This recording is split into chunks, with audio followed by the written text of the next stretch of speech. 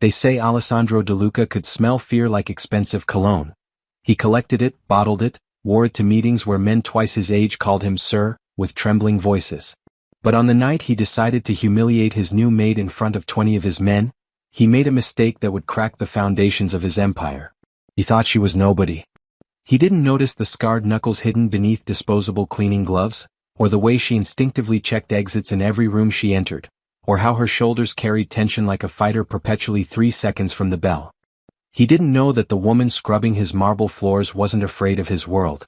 She was afraid of what would happen if that world discovered who she really was. The hunter was about to learn he'd been living with a ghost. The scent of gun oil and imported espresso hung thick in Alessandro De Luca's mansion, mixing with the sharper notes of leather furniture and something darker, the metallic tang of power exercised without mercy. This was a home where business was discussed over breakfast and bodies were disappeared before lunch. Where crystal chandeliers worth 6 figures sparkled above Persian rugs that had witnessed confessions extracted with pliers. Naomi Carter moved through this palace of elegant violence like a woman trying to become invisible. Her maid's uniform, black dress, crisp white apron that never quite fit right, was 2 sizes too large, deliberately chosen to hide the athletic build beneath. She kept her dark hair scraped back in a severe bun that pulled at her temples, wore no makeup except what was necessary to look exhausted and ordinary, and had perfected a shuffling walk that disguised the natural rolling gait of a woman who'd spent 15 years learning to move like a weapon. For 3 weeks she had been the perfect domestic ghost. Present but unseen. Necessary but forgettable. She served breakfast to men who planned murders between bites of prosciutto, cleaned studies where 8-figure deals were negotiated with handshakes and threats, and disappeared into the background whenever Alessandro's cold gaze swept the room. Here she wasn't Iron Nye, the name whispered with reverence and fear in underground fighting circuits from Bangkok to Berlin. Here she wasn't the woman with a 47-2 record and a highlight reel of knockouts so brutal they'd been studied by military hand-to-hand combat instructors. Here she wasn't worth $3 million dead to the Covenant Syndicate. Here she was just Naomi. The quiet one. The nobody. Refill my drink. The command cut through her thoughts like a blade.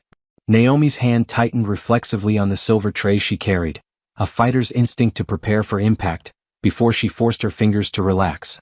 She turned toward the source of the voice. Alessandro's private card room. 8 men in designer suits, smoke curling from cigars that cost more than her monthly salary.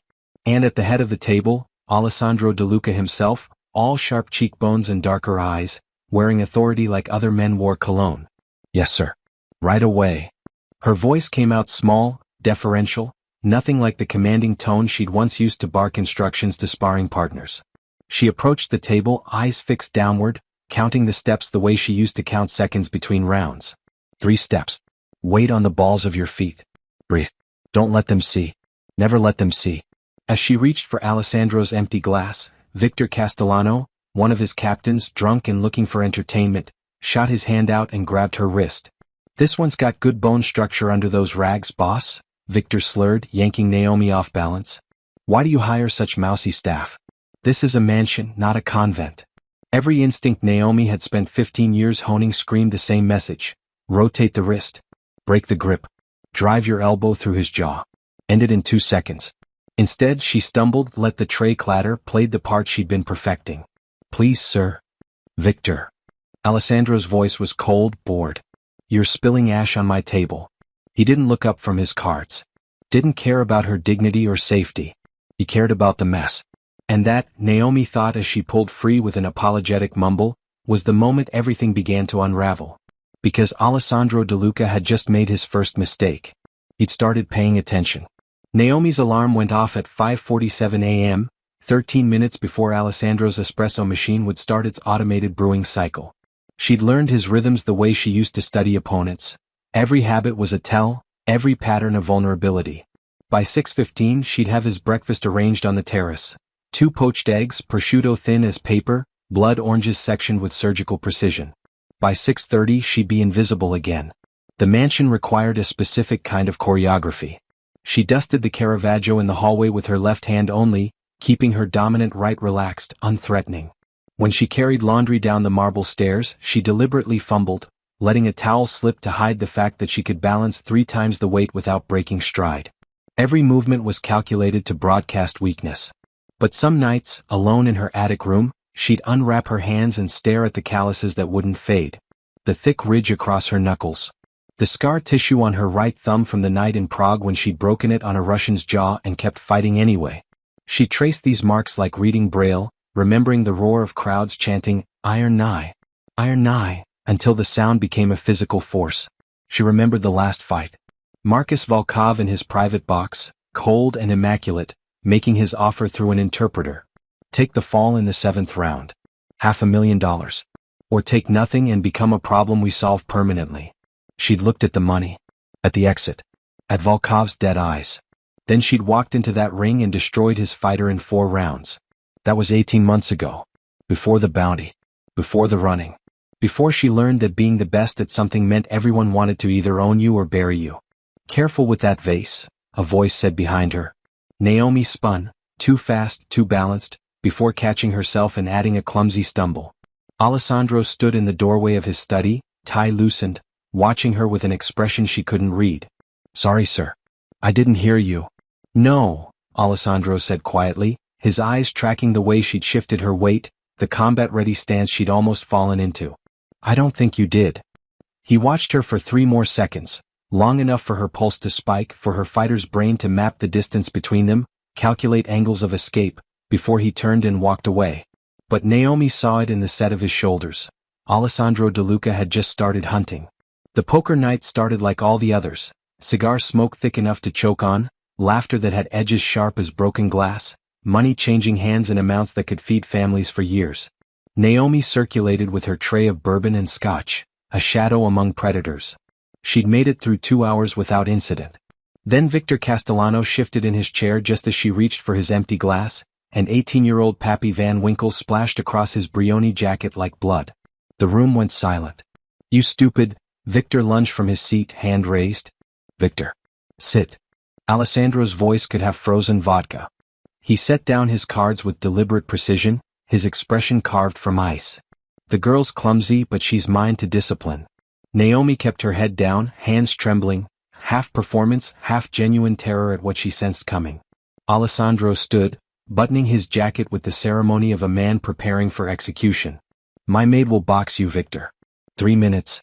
If she lands 1 clean hit, I'll pay for your suit. $10,000. He smiled without warmth. "If she doesn't, she works for free this month." The room erupted in laughter.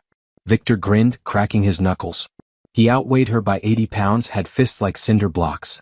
Naomi's mind raced through the geometry of her trap. Refuse and confirm she's hiding something. Fight properly and expose everything. Get brutalized and maybe die here, 18 months of running ending on imported carpet. Unless. 3 minutes, she whispered. They cleared furniture. Victor stripped to his shirt, rolling his shoulders like a bear preparing to maul. Naomi removed her apron with shaking hands, kept her shoes on. The shuffle would help sell it. The first punch came fast. She slipped it by millimeters, made it look like luck. His second grazed her temple. She'd let that one through, gasped appropriately. But her feet had moved in perfect angles, her weight distribution textbook precise for someone who'd never trained a day in her life. She survived the 3 minutes through a masterclass in calculated incompetence. One wild haymaker that connected with Victor's ribs. Lucky, everyone agreed, pure desperation. Enough to win her bet but not enough to raise real questions. Except when it ended and she looked up, Alessandro wasn't watching Victor nurse his bruised ego. He was watching her breathe, controlled, steady, a fighter's recovery rhythm. And in his eyes she saw the most dangerous thing in the world, curiosity sharpening into certainty. Alessandro watched the security footage for the 7th time, isolating the moment Naomi slipped Victor's first punch. The angle was wrong. Her weight distribution was perfect. That wasn't luck, that was muscle memory so deep it bypassed conscious thought. He began his experiments the next day. A Glock 19, casually left on the library desk while Naomi dusted nearby. She'd glanced at it for exactly 1 second, long enough to identify the model, check if it was loaded, calculate the distance to the weapon. Then she'd gone back to dusting as if it were a paperweight. 2 days later, he staged an argument with Luca in the foyer, voices escalating, hands moving toward concealed weapons.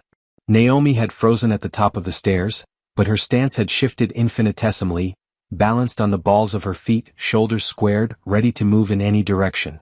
A terrified woman would have fled. A fighter assessed angles of attack. Alessandro couldn't stop. She was a puzzle that didn't fit, a lie wrapped in an apron, and he'd built his empire on reading people the way others read spreadsheets. He didn't know about the man in the gray coat. Naomi spotted him outside the grocery store on Thursday, too clean for the neighborhood, eyes scanning faces with professional efficiency. Covenant. Had to be.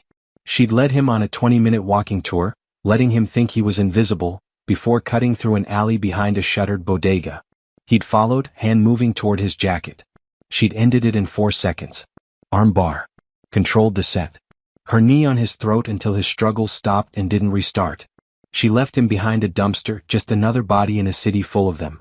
But when she emerged from the alley, adjusting her grocery bags and mousy cardigan, she caught a reflection in a parked car's window. Alessandro's black Mercedes. Idling at the corner. Their eyes met in the side mirror for one suspended moment before his driver pulled away. The clock wasn't just ticking anymore. It was counting down. The sound was wrong, not the thud of a body hitting carpet, but the specific noise of dead weight on marble, a sound Naomi had heard too many times to mistake for anything else. 2:14 a.m. Alessandro's bedroom guard, down. She had maybe 30 seconds. Naomi rolled from her attic bed already moving, her body responding before her mind finished calculating. 18 months of hiding, of shuffling and stumbling and swallowing her nature. 18 months that ended the moment she heard suppressed gunfire whisper through expensive silence. She could run. Fire escape. 3 blocks to the subway. Gone before they cleared the second floor. The first shooter entered Alessandro's hallway with professional precision, weapon up, movements economical. He never saw Naomi drop from the service stairwell alcove above him. Her legs wrapped his neck mid-fall, thighs that had choked out champions in Sao Paulo and Seoul, and gravity plus technique did the rest. His cervical spine separated with a crack like kindling. The second operative heard and turned. Naomi was already moving, closing distance in 3 strides that ate up marble like a predator's lunge. She deflected his suppressed pistol with her left forearm, felt the heat of rounds punching through drywall, and drove her right elbow through his temple with enough force to crack orbital bone. He dropped like a marionette with cut strings. Alessandro's door burst open. He emerged in silk pajama bottoms and lethal instinct, a Sig Sauer tracking movement. He froze. His maid stood in the hallway carnage, hair loose from its bun, breathing controlled despite having just killed 2 men in under 10 seconds. Blood spattered her oversized nightshirt. Her stance was textbook, weight distributed, hands loose and ready, eyes tracking threats with the dead calm of someone who'd done this before. Many times before. There are 2 more, Naomi said, and her voice was different now, no tremor, no deference. Just tactical assessment delivered in the flat tone of someone reporting weather. Ground floor probably splitting up. Your panic room? Not running. Alessandro's gun never wavered, but he wasn't pointing it at her. Not quite. Good. Something wolfish flickered across her face. Neither am I. The last 2 Covenant operatives died badly. One to Naomi's hands, a combination so precise Alessandro recognized it from a viral fight video that had cost him $5,000 in lost bets 3 years ago. Body head, mechanical and devastating. The other to their combined effort, brutal and synchronized, 2 apex predators discovering they spoke the same language of violence. When silence finally returned, Naomi stood in Alessandro's doorway, 4 bodies cooling on marble worth more than most people earned in lifetimes. She wasn't pretending anymore. And Alessandro, lowering his weapon, couldn't look away. Alessandro's cleanup crew worked with the efficiency of men who'd done this before, plastic sheeting, industrial cleaners, a van that would be stripped and torched by dawn. He'd made 1 call. No questions asked. That's what loyalty bought in his world. But loyalty had a price tag, and so did the woman sitting across from him in his study. Iron Nye. He said it like testing the weight of a bullet. Prague, Berlin, Bangkok. 47 wins, 2 losses. The Wraith. The ghost of the Eastern Circuit. He poured whiskey into 2 crystal glasses, his movements deliberate. $3 million on your head, courtesy of Marcus Volkov and the Covenant. Naomi had changed into clean clothes. Still hers, still oversized, but she wore them differently now. Shoulders back. Spine straight. No more shuffling. You've done your homework. She accepted the glass but didn't drink. Everyone in my world has watched your fights. That combination you used tonight, body head, there's a compilation video. 15 knockouts, same sequence. He leaned back, studying her with the focus of a man calculating trajectories. You've been cleaning my home for 3 weeks. Sleeping 1 floor above me. Worth more dead than most people earn alive. Are you asking me why I didn't kill you in your sleep? I'm asking why you're here at all. The whiskey burned going down, gave her something to focus on besides the way he was looking at her, not with fear or greed but something more dangerous. Recognition. Like seeing another wolf across a frozen lake. Because Volkov doesn't forget and doesn't forgive. Because every fighter, every promoter, every person who ever shook my hand became a target the night I refused to throw that fight. Because I got tired of running and figured the last place the Covenant would look for Iron Nye was scrubbing floors for a Mafia boss. Smart. Alessandro swirled his whiskey. Also incredibly stupid. Maybe. She met his eyes. You gonna make the call? 3 million buys a lot of loyalty. The pre-dawn light painted his face in shades of gray. Outside, his crew was loading the last body. Inside, Alessandro De Luca was doing something he rarely did, recalculating. 3 million buy soldiers, he said finally. But I've got plenty of those.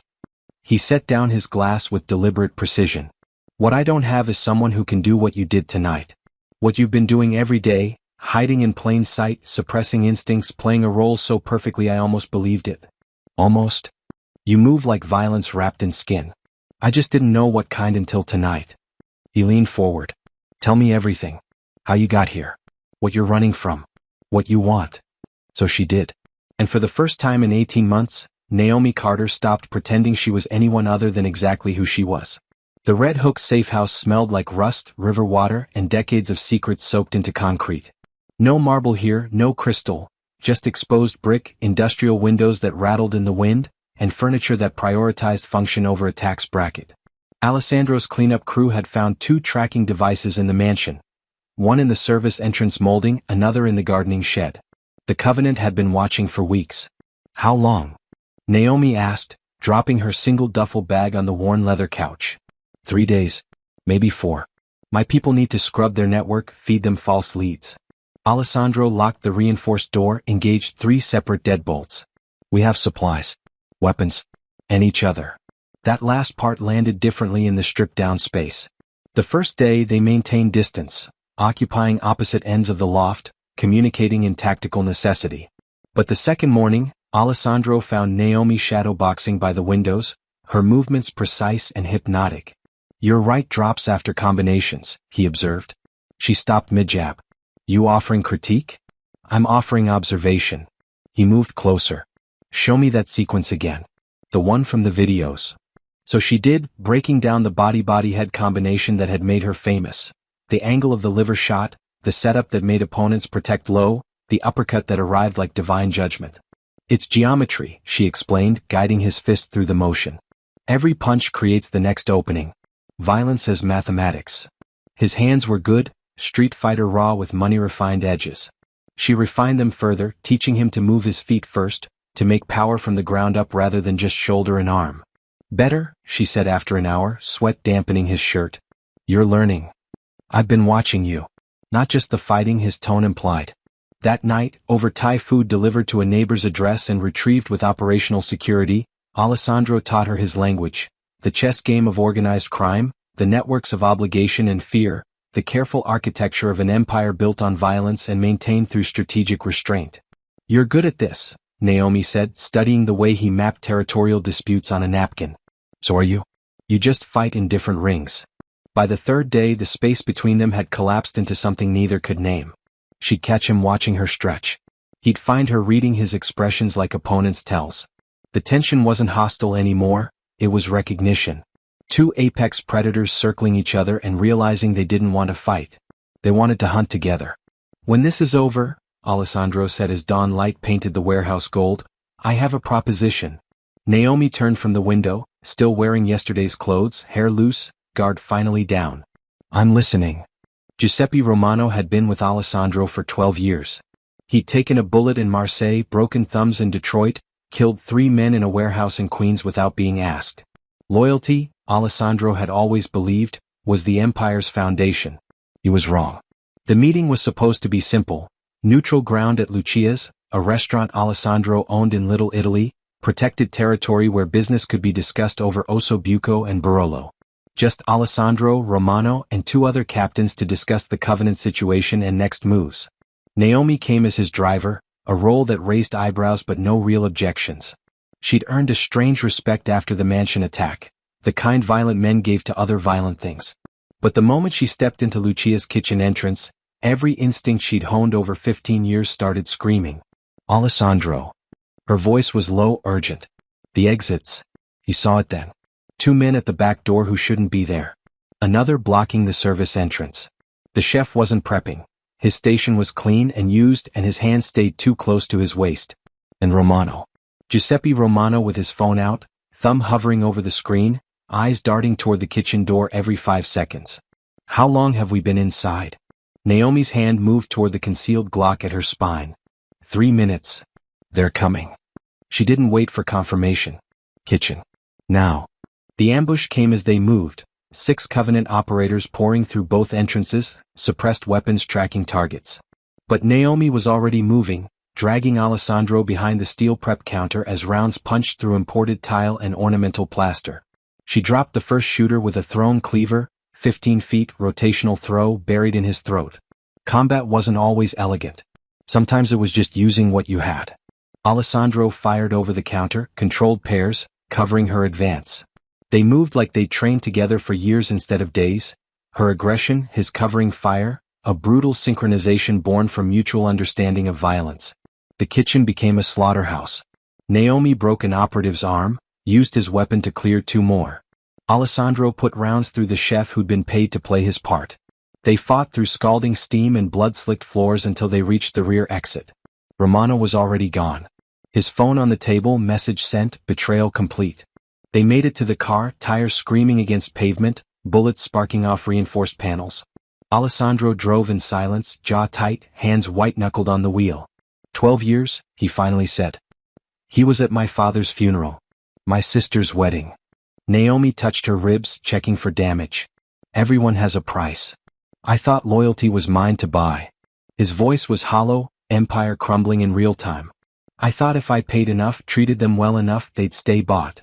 Loyalty you buy isn't loyalty. It's just a transaction waiting for a better offer.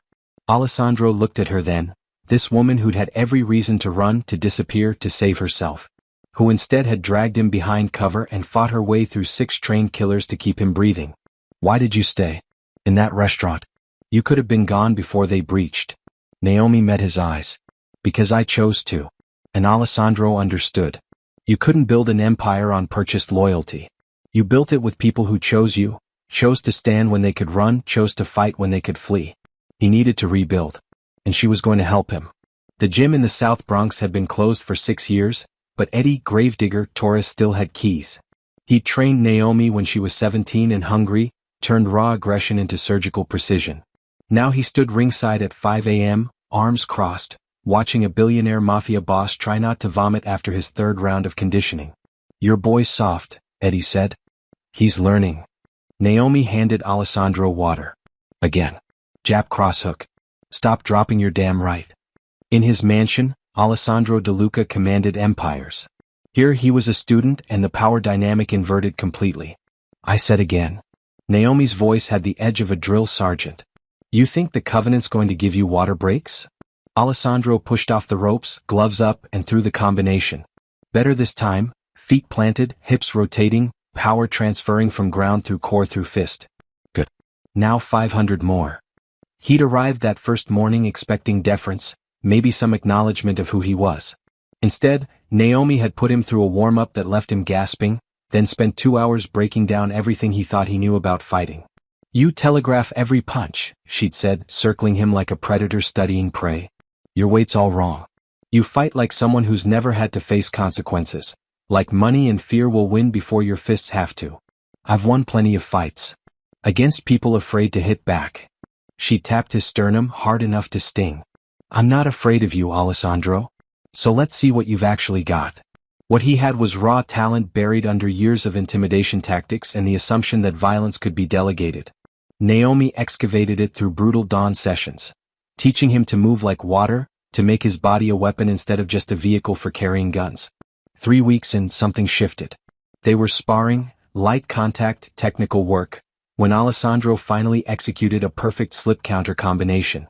Naomi's approving nod felt better than closing a $10 million deal. "You're getting it," she said, and he could hear the respect beneath the words. Later, cooling down, both sweat-soaked and honest in a way his mansion never allowed, Alessandro watched her wrap her hands with ritual precision. "Why did you stop fighting?" he asked. "I didn't stop. I just stopped performing." She met his eyes. "There's a difference between fighting because people pay to watch and fighting because it's who you are." "And this? Training me?" Naomi smiled, and it transformed her face. Not the maid's meek expression, not the fighter's cold mask, but something real and unguarded. "This is me choosing who to fight beside." Alessandro understood then. They weren't master and student anymore, weren't boss and employee, weren't even allies of convenience. They were partners. Equal. Deadly. And what was building between them in this broken-down gym was stronger than anything money could buy. Marcus Volkov arrived in New York like winter. Inevitable, merciless, and impossible to ignore. Within 48 hours, he'd acquired the Obsidian, the exclusive fight club Alessandro had been maneuvering to own for 3 years. The message was delivered by courier in a blood-red envelope, an invitation to a coronation tournament. 3 nights. Winner takes the club, the territory, and the respect of everyone who mattered in the underworld's violent economy. But the real message came in the postscript, handwritten in Volkov's precise script. "Tell Iron Knight to stop hiding. Come fight, or I burn this city one building at a time until I find her." Alessandro read it twice, then slid it across his desk to Naomi. "It's a trap." "Obviously." She studied the invitation with the calm of someone reading a weather report. "He wants me exposed, humiliated, destroyed in front of everyone who ever chanted my name. Wants to prove that defying the covenant was the biggest mistake of my life." "He's not wrong about the trap part." "No." Naomi looked up, and Alessandro saw something fierce and feral in her expression, something that had been caged too long. "But traps work both ways. You beat Volkov in that ring, in front of 800 witnesses from every crime family on the East Coast, and the covenant loses face. They'll have to back off or start a war they can't afford." Alessandro leaned back, calculating angles. "You're suggesting we walk into his coronation and crown ourselves instead." "I'm suggesting we make him regret ever learning my name." The plan was insane. It was also the only move that didn't end with them running forever or dying badly. "One condition," Naomi said. "We fight together. You take the preliminary matches, prove you're not just money and guns. I'll handle Volkov in the main event." Alessandro smiled, the expression containing multitudes of violence. Partners? Partners. They had 72 hours to prepare for war. The Obsidian on tournament night was a cathedral of violence. All exposed brick and Edison bulbs, a regulation boxing ring elevated on a platform where 800 people could watch wealthy men bleed for territory and pride. Half the criminal underworld of New York had come. Russian bratva, Italian families, Irish syndicates, Chinese triads. This wasn't just a fight card. This was a realignment of power, broadcast live to everyone who mattered. Alessandro entered the ring for his first preliminary match against a Covenant champion named Dmitri, 6'4", 220 of Siberian prison muscle and cold-blooded efficiency. The crowd expected the Mafia prince to get dismantled, exposed as a man who delegated violence instead of delivering it. They didn't expect what Naomi had built over brutal dawn sessions. Alessandro moved like water, slipping Dimitri's power shots, countering with surgical precision. By the 3rd round, he'd broken the Russian's nose and will, ending it with a body-shot uppercut combination that dropped Dmitri like gravity had doubled. Naomi stood in his corner, wrapping his hands for the second fight, her voice low and steady. "Breath control. He's going to pressure you early. Let him tire himself out."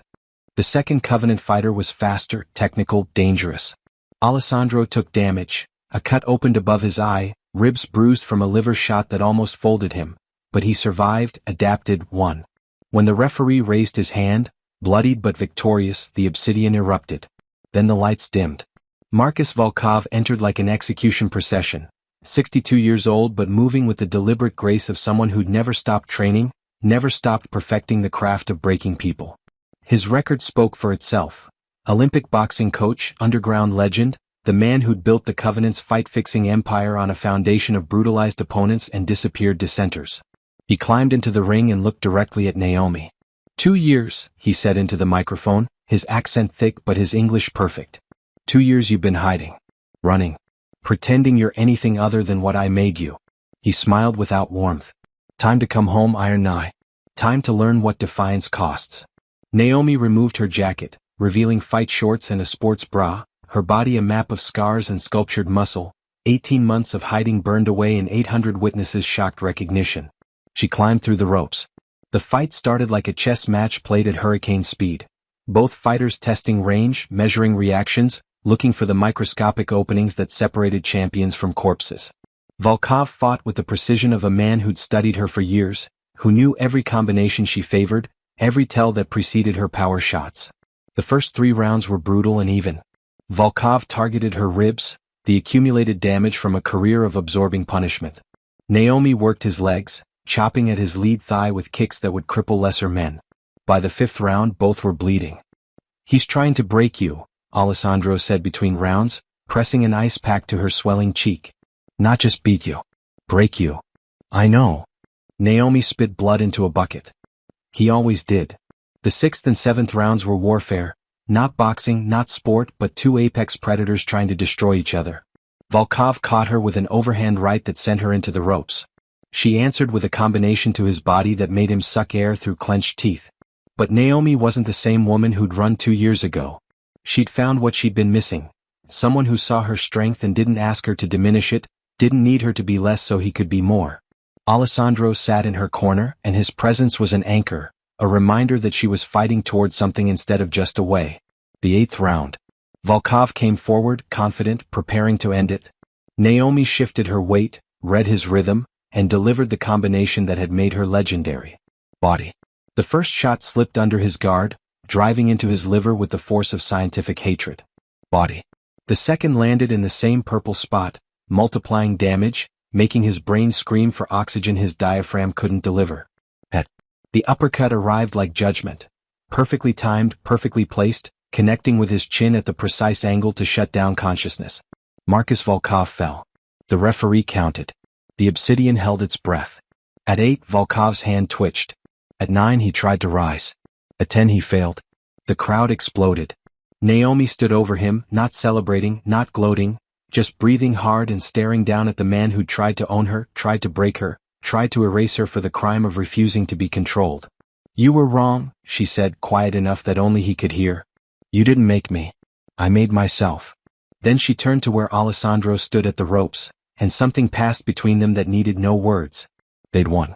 The fire started at 3 a.m. in an abandoned warehouse in Red Hook. By the time firefighters arrived, the body inside was burned beyond recognition, but the DNA from recovered hair samples matched Naomi Carter perfectly. 3 witnesses, all paid handsomely and smart enough to stay bought, swore they'd seen Iron Nye enter the building moments before the explosion. The Covenant's bounty died with her. Officially. Publicly. Permanently. But 6 weeks later, when Alessandro De Luca hosted a gathering of the 5 families to discuss the new territorial arrangements following his acquisition of the Obsidian, a woman stood beside his chair. Not behind it. Beside it. She wore a tailored suit that cost more than most cars, her hair loose around shoulders that no longer hunched, her stance balanced and predatory. The men in the room, captains and bosses who'd built empires on violence and intimidation, looked at her and saw something that made their instincts whisper warnings. "Gentlemen," Alessandro said, his hand resting casually on the chair arm, "this is Naomi Carter. My partner in all business going forward." Partner. Not associate. Not advisor. Partner. The new captain from the Bronx crew, a replacement for the departed Romano, young and stupid enough to think aggression proved dominance, leaned forward. "Your partner? She looks like." His hand reached across the table, going for the documents in front of Naomi, the gesture casual but invasive, a test of boundaries. Alessandro didn't move. Didn't need to. Naomi caught the captain's wrist mid-reach, applied pressure to 2 specific points, and broke his index and middle fingers with the casual precision of someone cracking eggs. The sound was distinct, 2 small pops that silenced the room. "I look like what?" Naomi asked pleasantly, releasing his hand and returning to her documents without missing a beat. "Please finish your thought." The captain cradled his broken fingers, face white, lesson learned. "As I was saying," Alessandro continued as if nothing had happened, "the Obsidian's earnings will be split 70-30 with the larger share going to." The meeting continued. Business was discussed. Territories were divided. And every man in that room understood something fundamental had shifted in the De Luca Empire's architecture. They had a queen now. And she was iron underneath the elegance. Later, after the captains had left and the mansion returned to its elegant silence, Naomi stood by the window where she'd once moved invisible and terrified, scrubbing floors and swallowing her nature. Alessandro joined her, 2 glasses of whiskey in hand. "Any regrets?" he asked. Naomi accepted the glass, let herself lean against him. Not submission but partnership, 2 predators choosing to face the same direction. "I spent 18 months trying to disappear," she said. "Trying to be small enough, quiet enough, invisible enough to survive." She sipped the whiskey. "Turns out I just needed to find someone who didn't need me to shrink. I've never been good at small." Alessandro's reflection smiled in the window glass. "No," Naomi agreed. "Neither have I." Outside, the city sprawled, 8 million people, countless shadows, infinite places to hide. But Naomi Carter wasn't hiding anymore. She'd claimed her throne beside the only man who'd ever seen her true face and said, "Yes, that's exactly who you should be."